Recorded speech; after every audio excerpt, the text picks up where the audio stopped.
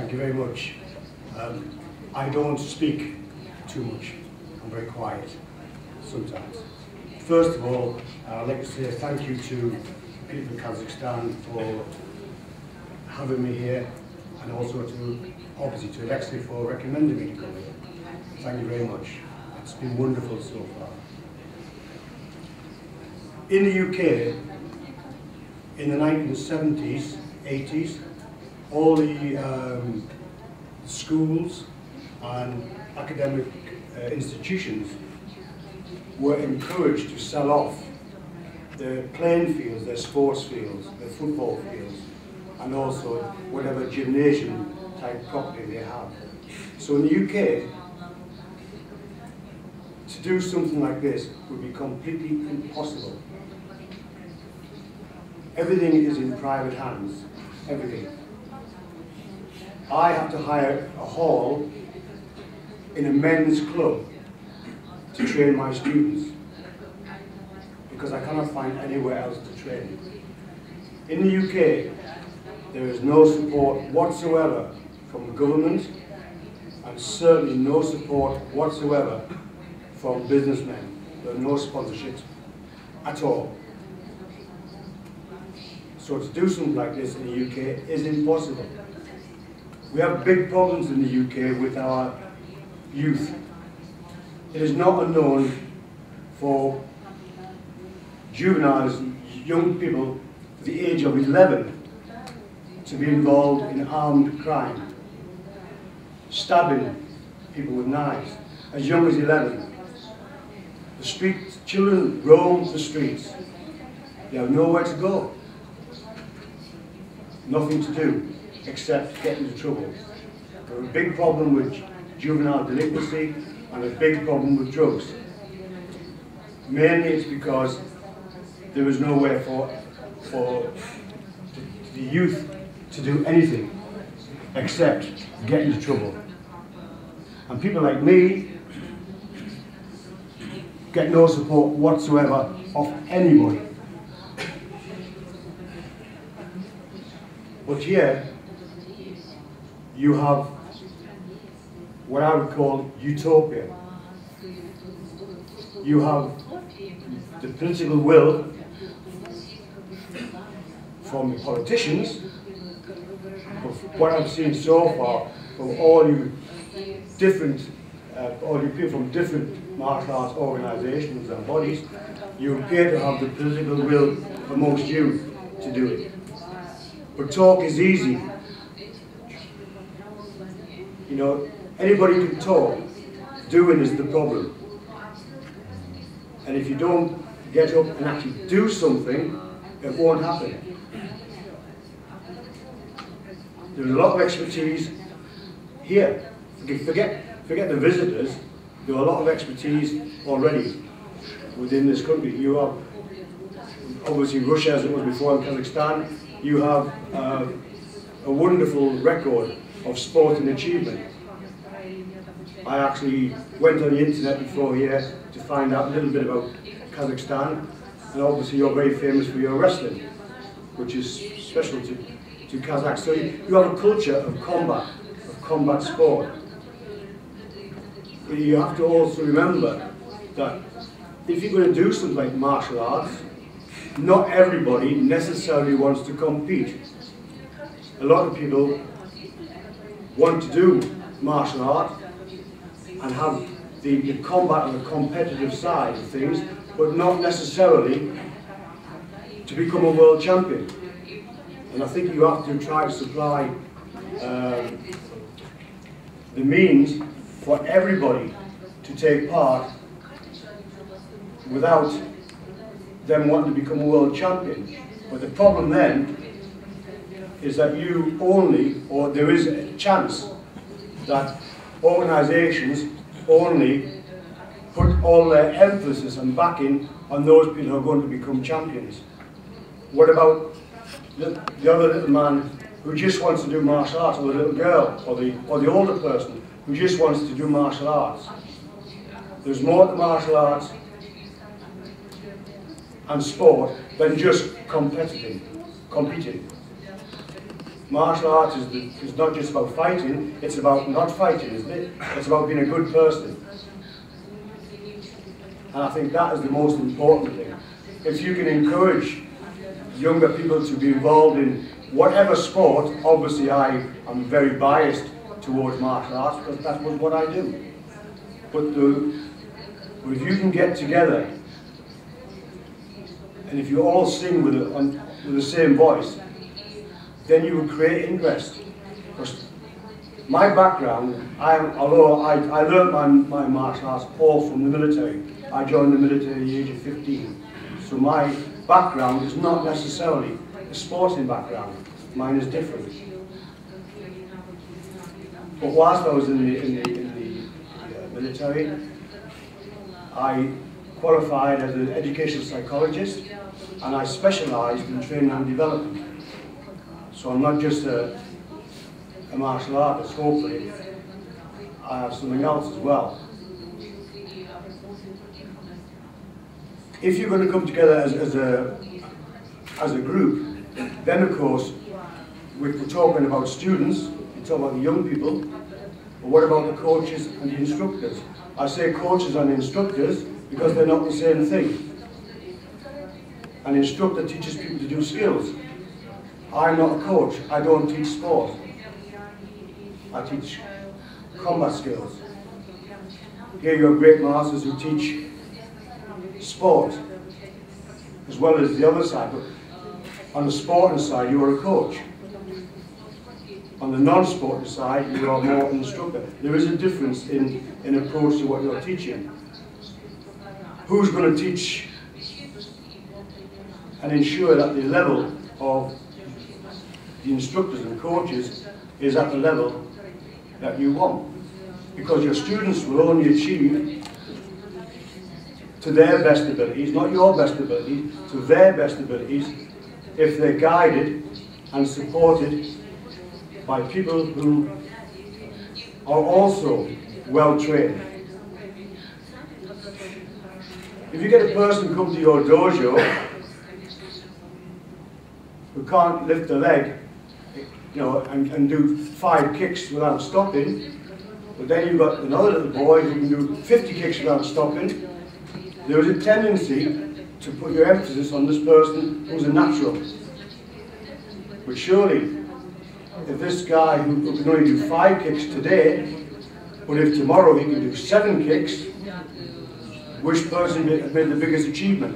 I'm a teacher at Ruslan, or have been, so I understand that side of things. There's more to what we do than just going out there and supporting the elite sportsmen. But there's a tendency always just to support the elite. Yes, you want elite, because these people will bring the Kazakh nation more to the forefront in the world. I understand that. Support those with everything. We must also support the little boy or the little girl who will never make a competitor, ever. But you can still help them become a good person. You can only be an elite performer for so many years of your life. But you can be a good person for the rest of your life. And to me, I'm not on the sporting side, but I appreciate it and I respect all those people who make great achievements. My sport, I played rugby, which you don't have here. But I never competed except in the army, where we had to. I never competed in martial arts because I was trained on the other side. But I appreciate the requirement for elite sportsmen. But you must not forget the other person who will never be a competitor. They are just as important. If you encourage them, if you create interest, you will create learning. Without interest, there's no learning. That is a fact of life. And these are the sort of things that we have to learn. Because you wear a black belt, or you've got a fancy title, you know, titles mean nothing to me. It's what you can give that counts, what's inside. Because you wear a black belt does not make you a coach or an instructor, you're just a black belt. The rest comes with correct guidance and even correct course and teaching experience from other suitably qualified people. And you must always look not just at the student, but at the people who are teaching the student. I won't say much more.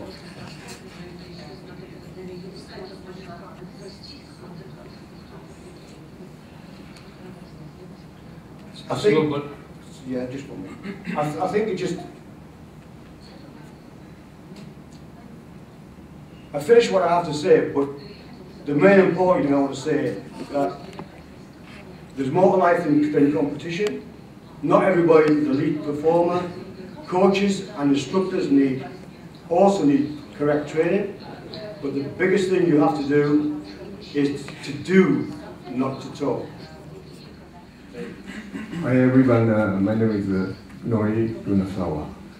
My background is judo, and all my life I devoted judo. And first I'd like to express, he explained it before, any developing country doesn't have any opportunity to government support like this. And such an opportunity here. And if everybody is fighting and greedy, and that will make worse result. And one thing, judo is one of the maybe biggest martial arts organization in the world. And because, of course, there are a lot of little argument, but strong leader pulled all the way to 125 years. Now 200 countries under IJF members. And that success we should follow as a good unified. And for example, I don't want to say too much about karate organization. They had a lot of struggle, and because of power, hunger, and that's what happened. And still they are not unified. Even no one tournament they conduct because the rule is different. So this is a good example, and this is a good opportunity. I see the Kazakhstan government supporting to this AJJIF could conduct many martial arts in one point. So I'm, suggesting and good talks, and then makes us successful upcoming World Championships. And regarding to my participation to AJJIF, I've been competing many years. I never understand people who didn't make champion, because I was kind of easy to go up and maybe fortune. And I'm teaching, and mother gonna say, Sensei, you do not understand the student who lose match. And at one point, I really realized that is true. 99% of the participants do not be champion. More majority is not the champion. Only 1 million compete, only 1 is champion. So rest of the group, that's what the more important. But we have to make some kind of a dream to be the best. That's what the championship is all about. And I also said that many players, many students, you're not going to lose. You have something to learn in the process. Even you're not going to become a champion. So that's what all these martial arts about. And regarding to my participation by AJJIF, Kodokan is a very well-established Kazakhstan judo organization, very strong. I got invited many occasions to come to this region, but fortunately I didn't have a chance before. And this is the first time I'm visiting here, and my participation is this country judo is strong enough. Maybe it does not necessarily need my knowledge, but I'm here to preserving the origin of judo. Jiu-jitsu is started, and Kodokan president Jigoro Kano learned from jiu-jitsu to establish the Kodokan judo. Then they developed the big organization. And but point Jigoro Kano's judo was just like combat jiu-jitsu, not the sports judo as what you see today. So one of his right-hand men named Mitsuyo Maeda, he is the one teaching judo to all over the world, but Kodokan doesn't have anybody to support him, so he has to do some way to do it. And then the best way to do is he has to show the judo skill against other martial art, or boxer, or wrestler. So that's why he sells the judo, and the judo is getting big. And that era, judo is not the judo like I said, sports. So I'm preserving that origin of a very early stage of judo for through AJJIF, because his principle is very much agree to me. That's why I came this time to Kazakhstan. And I also wrote a book. I wish I could translate it to Russian or Kazakhstan words to this area, so they know what is the origin about the jiu-jitsu. Even the Brazilian jiu-jitsu is getting popular, but that is Mitsuyo Maeda taught them.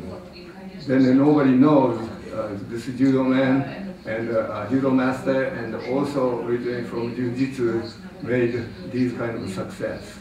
So that's what I was here. I'm here, and then I wish lots of luck to this organization here. Thank you very much.